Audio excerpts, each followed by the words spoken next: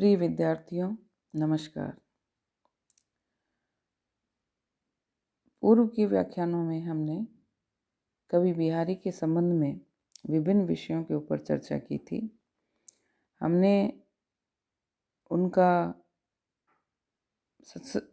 सत्सई परंपरा में स्थान निर्धारित किया, रीतिकाल की विभिन्न प्रवृत्तियों पर भी चर्चा की, बिहारी की बहुज्ञता, उनकी भक्ति, नीति और ज्योतिष संबंधी ज्ञान के ऊपर हमने विशद चर्चा की। बिहारी का शास्त्रों संबंधी जीवन की गहन अनुभूतियों के साथ जो जुड़ाव था और जिस तरीके से उन्होंने अपने दोहों में इनको रखकर आम जीवन के लिए, आम जीवन जीने वाले मनुष्य के लिए विभिन्न शिक्षाएं दी, उनके ऊपर हमने चर्चा की थी। आज के इस व्याख्यान में हम कवि बिहारी की भाषा के ऊपर बात करेंगे। बिहारी के समय में ब्रज भाषा काव्य के क्षेत्र में छाई हुई थी। उस समय भारत के मध्य प्रदेश में केवल प्राय हिंदी की कविता के लिए ब्रज भाषा का ही व्यवहार किया जाता था। इसके अलावा बिहारी का जीवन जो है वो मथुरा में व्यतीत हुआ, इसलिए उनकी कविता ब्रज भाषा में ही थी। बिहारी की ब्रज भाषा शुद्ध साहित्यिक ब्रज भाषा है, किंतु उसमें यहाँ वहाँ प्रचलित जो विभिन्न भाषाएं हैं उसके शब्द भी मिल जाते हैं। हम बिहारी की भाषा में प्रयुक्त हुए जो शब्द हैं उनको अलग अलग भाषा का स्वरूप देके, नाम दे करके देखेंगे, जिनमें ब्रज भाषा के, संस्कृत के, प्राकृत के, बुंदेलखंडी, अरबी, फारसी और तरह तरह के प्रचलित अप्रचलित शब्दों का उन्होंने कहाँ कहाँ प्रयोग किया या किन किन शब्दों का प्रयोग किया, ऐसी चर्चा हम करेंगे। हम देखते हैं कि सर्वाधिक शब्द ब्रज भाषा के थे, क्योंकि उन्होंने अपने काव्य के लिए ब्रज भाषा को आधार बनाया। इनकी कविता में मुख्यतः ब्रज भाषा के शब्दों का ही व्यवहार हुआ और इन शब्दों को भी हम दो भागों में व्यक्त कर सकते हैं, साहित्यिक शब्द और बोलचाल के शब्द। जैसे चुनरी, दिठोना, जोबन, आँखी, रयो, पर्यो, छवि, छाक, मेहंदी, पलनु, जमाई, लसती, मुस्काई, बतियाँ आदि साहित्यिक ब्रज भाषा के शब्द हैं।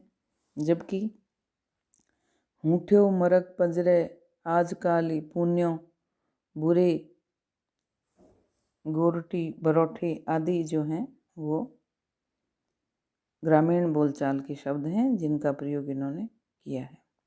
संस्कृत के शब्दों को देखें तो बिहारी ने तत्सम और तद्भव दोनों तरह के शब्दों का पर्याप्त मात्रा में प्रयोग किया है। जैसे विषम, चित्त, अनुरागी, संपत्ति, विरहजाल, भ्रकुटी, धनु, मृग, रवि, मंडल, सुरसरी, सलिल, मकराकृति, कुंडल, सचिकण, किंकणी, तंत्रीनाद, सफरी, सुधा, दीपिति, पावक, पत्रा, तिथि, आननोप आदि जो शब्द हैं वो तत्सम रूप है शब्दों का।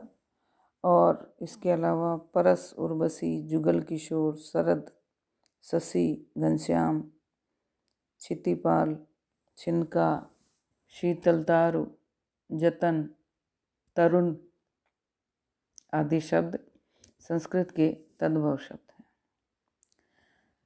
बिहारी की भाषा में जो तीसरे प्रकार के शब्द आए हैं वो हैं प्राकृत और अपभ्रंश के शब्द।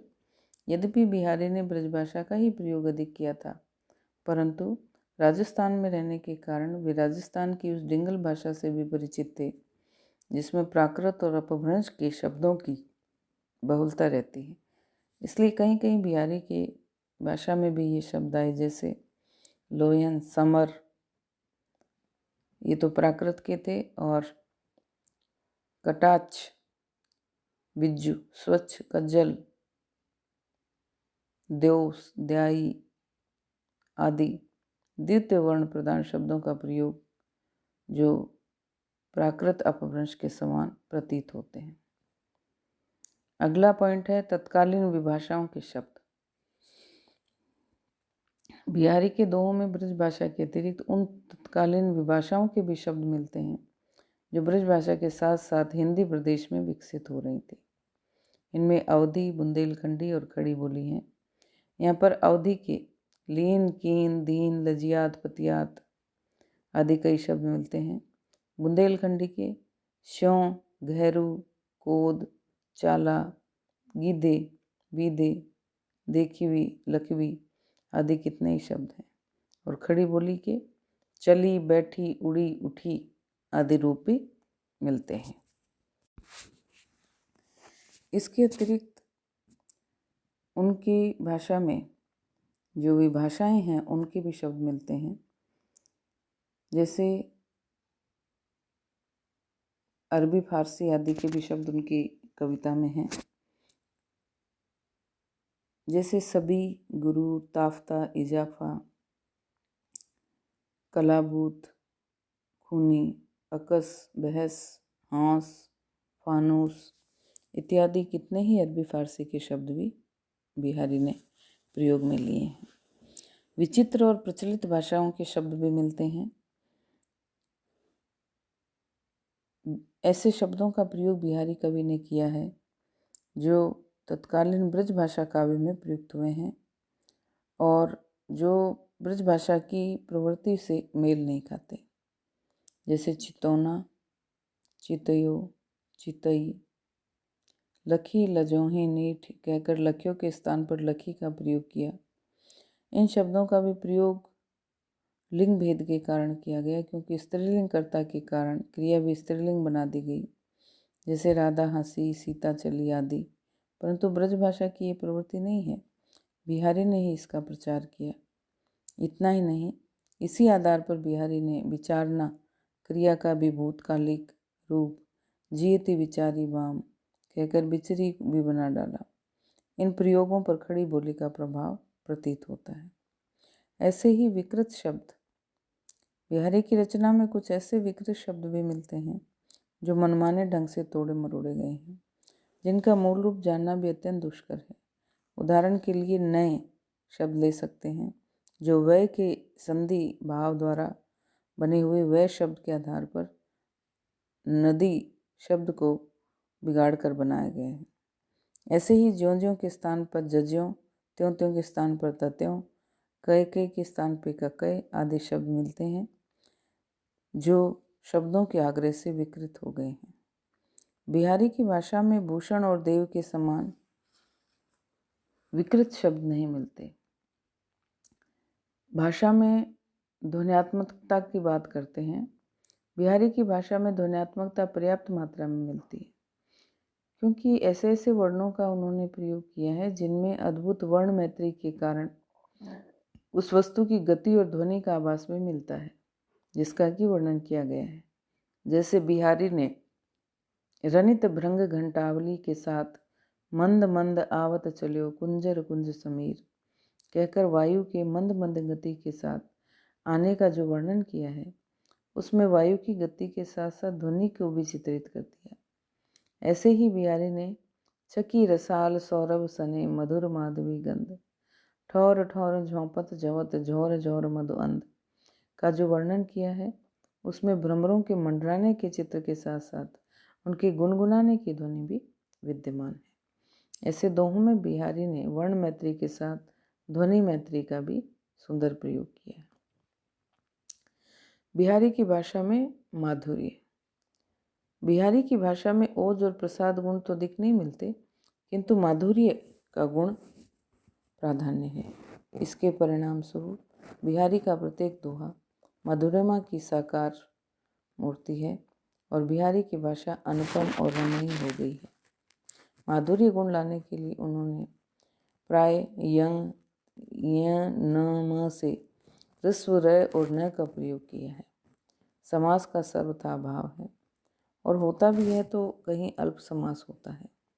बिहारी ने अपने भाषा में माधुर्य लाने के लिए ऐसे शब्दों का प्रयोग किया है जिनमें र और न की बहुलता रहती है।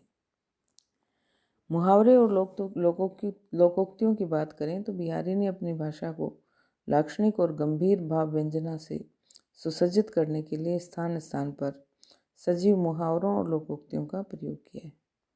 जो बातें बड़े बड़े वाक्यों में अच्छी तरह नहीं की जा सकती, वह मुहावरे और लोकोक्तियों के द्वारा संक्षेप में बड़ी प्रभाव उत्पादकता के साथ कही जाती हैं।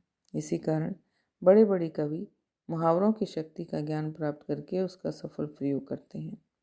बिहारी ने भी अपनी भाषा में इनका प्रयोग किया है, जैसे बाड़त विरह ज्यों पांचाली को चीर, सूदे पावना भुएं परत, बूढ़े बड़े बहे हजार, फिर तो जो भटकत कहती कनौड़ी दीठ, रहें गरें परी, आंखन आंखी लगी रहें, आदि कितने ही मुहावरों का सुंदर प्रयोग मिलता है।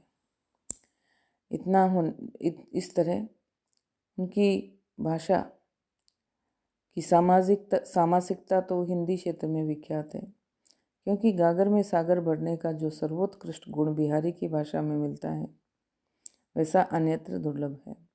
बिहारी ने अपनी भाषा को मधुर वर्णों से सुसज्जित किया। उसमें सरसता, सजीव धारावाहिकता के साथ साथ अद्भुत आकर्षण शक्ति आ गई, जिससे बिहारी के दोहे को सुनते ही कोई व्यक्ति सहसा उसे याद कर लेता है। बिहारी की भाषा के बारे में आचार्य शुक्ल ने कहा है कि बिहारी की भाषा चलती होने पर भी साहित्यिक है। वाक्य रचना व्यवस्थित है और शब्दों के रूपों का व्यवहार भी एक निश्चित प्रणाली पर है। यह बात बहुत कम कवियों में पाई जाती है। ब्रजभाषा के कवियों के शब्दों को तोड़ मरोड़ कर विकृत करने की आदत बहुतों में पाई जाती है। भूषण और देव ने शब्दों का बहुत अंगभंग किया है, कहीं कहीं गड़न शब्दों का भी व्यवहार किया है। बिहारी की भाषा इस दोष से मुक्त है। डॉक्टर रामसागर त्रिपाठी का भी मत है कि बिहारी की काव्य भाषा परिमार्जित, शुद्ध और रमणीय है। इसमें व्यंजना की क्षमता और प्रसाद गुण का पर्याप्त विद्यमान है। अतः अपन ये निर्विवाद कह सकते हैं कि बिहारी का भाषा पर पूरा अधिकार था और उन्होंने थोड़े में बहुत कहकर भाषा को ऐसे सजीव सांचे में ढाला है, उसमें भावों के वहन करने की अपूर्व शक्ति आ गई है। इसी कारण बिहारी की भाषा में सांकेतिकता, लाक्षणिकता, प्रौढ़ता, प्रांजलता के साथ साथ अनुपम सौष्ठव और अद्भुत सामर्थ्य विद्यमान है। धन्यवाद।